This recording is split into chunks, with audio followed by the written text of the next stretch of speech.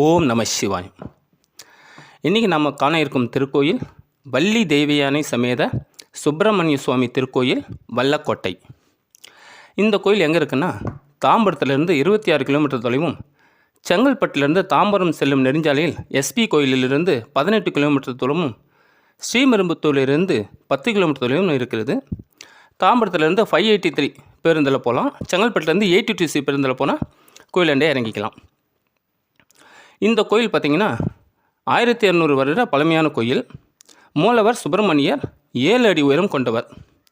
இந்தியாவில் உள்ள முருகர் கோயிலேயே மூலவர் திருவுருவச் சிலைகளில் இதுவே உயரமான சிலையாகும். சுப்பிரமணியரின் இருவரும் வள்ளி தேவியானை உள்ளனர். இந்த கோயிலுடைய தீர்த்தம் வஜ்ரா தீர்த்தம், சலமரம், பாதிரி மரம். கடைசியாக இந்த கோயிலுக்கு 7/7/2025 அன்று கும்பாபிஷேகம் செய்துள்ளார்கள். இதற்கு முன்பு 11/9/2010 அன்று கும்பாபிஷேகம் செய்யப்பட்டுள்ளது. அறுபடை வீடுகளைப் போலவே இத்தலமும் முக்கியமானதாக முருக பக்தர்களால் கொண்டாடப்படுகிறது. கோயில் கருவறையில் எந்த மின் விளக்குகளும் இல்லாமல் தீபத்தின் வெளிச்சத்தில் மட்டுமே முருகனை காணும்படி இருப்பது மிகவும் அழகாகும். முருகனுக்கு எதிரே இரட்டை மயில் உள்ளது சிறப்பு மிக்கதாகும். இப்போ கோயிலுடைய வரலாறு பார்க்கலாம். பகீரதன் என்னும் அரசன் இளஞ்சி என்னும் தேசத்தில் உள்ள சலங்கொண்டபுரம் என்ற நகரை சிறப்புடன் ஆட்சி செய்து கொண்டிருந்தான். இவனது ஆட்சியை மனிதர்கள் அல்லாது தேவர்களும் புகழ்ந்தனர். இதை கேள்விப்பட்ட நாரத முனிவர் பகீரதனை காண அரசவைக்கு வந்தார். தான் ஒரு ஒப்பற்ற அரசன் என்ற ஆணவத்தில் நாரத முனிவருக்கு மரியாதை தராமல் அவமதித்து அனுப்பிவிட்டான் பகீரதன். இதனால் கோபம் கொண்ட நாரத முனிவர் அரசனை பழிவாங்க திட்டம் போட்டார். அந்த நேரத்தில் கோரன் என்ற அசுரன் பல தேசங்களை திக் விஜயம் செய்து வென்று வந்தான். அவனிடம் சென்ற நாரதர், கோரா, நீ எத்தனை தேசங்களை வென்றாலும் பகீரதன் என்னும் மன்னனை உன்னால் ஒன்றும் செய்ய முடியாது. அவன் அவ்வளவு பலசாலி. உன்னால் முடிந்தால் அவனை போரிட்டு வெற்றி கொள். அப்பொழுதுதான் உன்னுடைய திக் விஜயம் வெற்றி பெறும் என்று கூறினார். இதையடுத்து கோரன் பகீரத மன்னன் மீது போர் தொடுத்து வெற்றி பெற்றான். போரில் தோற்ற பகீரதன் நாட்டையும் செல்வத்தையும் இழந்து காட்டிற்குள் சென்று மறைந்து வாழ்ந்து கொண்டிருந்தான். அப்போது நாரதரை பார்த்த பகீரதன் அவர் கால்களில் விழுந்து தன் தவறை எண்ணி வருந்தி மன்னித்து அருளும்படி மன்றாடினான். நாரதர் மனம் இறங்கினார். பகீரதா, நீ சென்று துர்வாச முனிவரிடம் சென்று முறையிடு, உனக்கு நல்வழி கிடைக்கும் என்று ஆசி கூறி அனுப்பினார். துர்வாச முனிவர் என்பவர் அத்திரி முனிவருக்கும் அனுசியாவிற்கும் பிறந்த முனிவர். இவர் மிகுந்த மின் கோபமுடையவர். மற்ற முனிவர்கள் எல்லாம் சாபம் கொடுத்தால் தவ வலிமை குறையும். ஆனால் துர்வாச முனிவருக்கோ சாபம் கொடுத்தால்தான் தவ வலிமை கூடும். இவரது சாபங்களால் பாதிப்படைந்தவர் பலர். இதனால் இவர் எங்கு சென்றாலும் மிகுந்த பயம் கலந்த மதிப்புடன் நடத்தப்பட்டார்.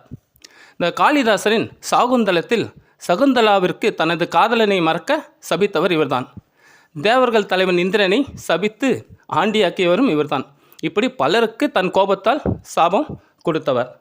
ஆனால் எவ்வளவு சாபம் கொடுக்க முடியுமோ கொடுப்பாரோ அந்த அளவிற்கு மகிழ்ச்சியோடு இருந்தால் வரமும் தருவார். மகாபாரதத்தில் குந்தி தேவிக்கு எந்த தேவரை நினைத்து மந்திரம் சொல்கிறாயோ அந்த தேவரின் அம்சத்தில் குழந்தை பிறக்கும் என்று வரம் தந்ததும் இவர்தான்.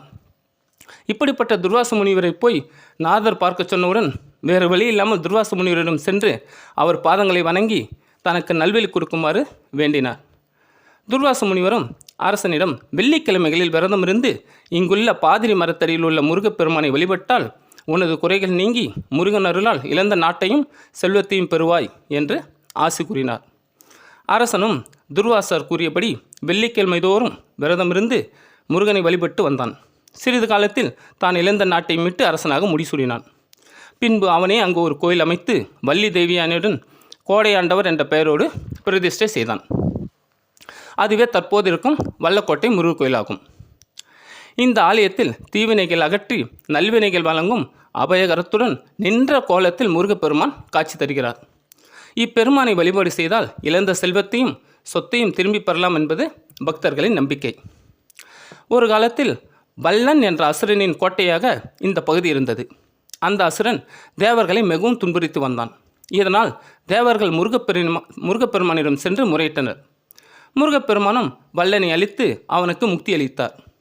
மேலும் அசுரனின் வேண்டுதல் படி இந்த ஊர் வல்லன் கோட்டை என்று சிறப்பு பெறும் என்றும் அருளினார். வல்லன் கோட்டை தான் நாளடைவில் மருவி வல்லக்கோட்டை என்று ஆனது.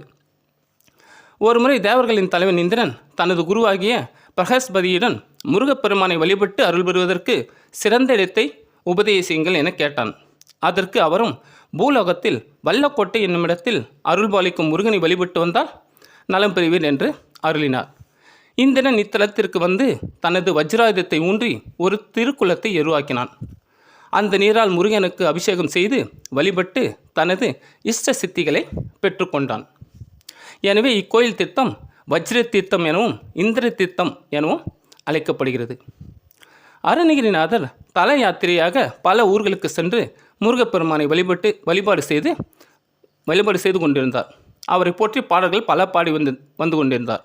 அவ்வாறு திருப்பூர் முருகனை தரிசித்த அவர் மறுநாள் திருத்தணி முருகனை தரிசிக்க செல்ல எண்ணி ஏற்பாடுகள் செய்து அங்கு தங்கினார். அவரது கனவில் தோன்றிய முருகப்பெருமான் கோடை நகர் மறந்தனியே அருணகிரிநாதா என்று சொல்லி மறைந்தார். கண் விழித்த அருணகிரிநாதர் திருத்தணி போகும் முன் வல்லக்கோட்டை சென்று சுப்பிரமணிய சுவாமியை தரிசனம் செய்து ஆனந்த கூத்தாடி அவர் மீது 7 பதிகங்கள் பாடினார். திருப்புகழில் 707 713 வரை இக்கோயில் முருகப்பெருமான் மீது பாடியுள்ளார்.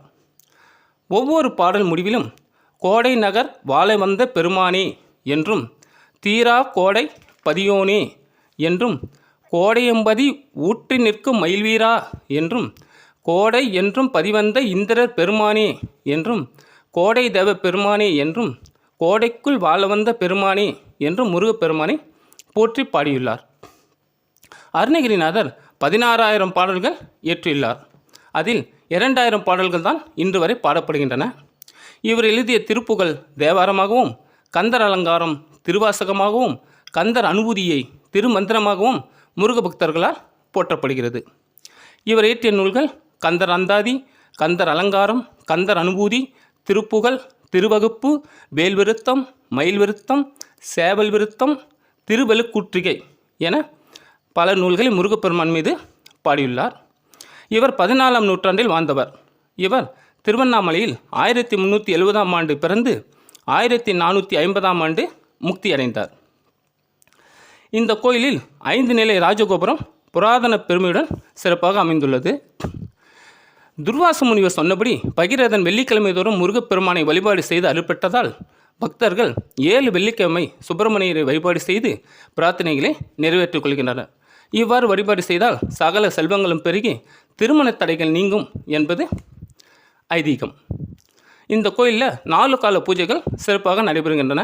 காலை 6 மணிக்கு கோபூஜை, அடுத்தது 8 மணிக்கு கலசந்தியும், மதியம் 12 மணிக்கு உச்சகால பூஜையும், மாலை 6 மணிக்கு சாயரசியும், இரவு 8:30 மணிக்கு அர்த்தஜாம பூஜையும் சிறப்பாக நடைபெறுகின்றன. ஒவ்வொரு பூஜையும் அலங்காரம், நெய்வேத்தியம், தீபாராதனை என்ற 3 படிகளை கொண்டு சிறப்பாக நடத்தப்படுகிறது. இங்கு நடக்கும் திருவிழாக்கள் பார்த்திங்கன்னா வைகாசி விசாக பெருவிழா 10 நாட்கள் நடைபெறுகிறது. ஆடி கிருத்திகை அன்று பல்லாயிரக்கணக்கான பக்தர்கள் கிருத்திகை விரதமிருந்து முருகனுக்கு பால்குடம், காவடிகள் எடுத்து வழிபாடு செய்கிறார்கள். இங்கு கந்த சஷ்டி விழா, தைப்பூசம், பங்குனி உத்திரம், தமிழ் வருஷப்பிறப்பு, ஆங்கில வருஷப்பிறப்பு, மாத கிருத்திகை ஆகிய அனைத்து விசேஷங்களும் சிறப்பாக நடைபெறுகின்றன. கோயில் திறந்திருக்க நேரம் பார்த்திங்கன்னா காலையில் 6 to மதியம் 12:30, மாலை 4 to 8:30.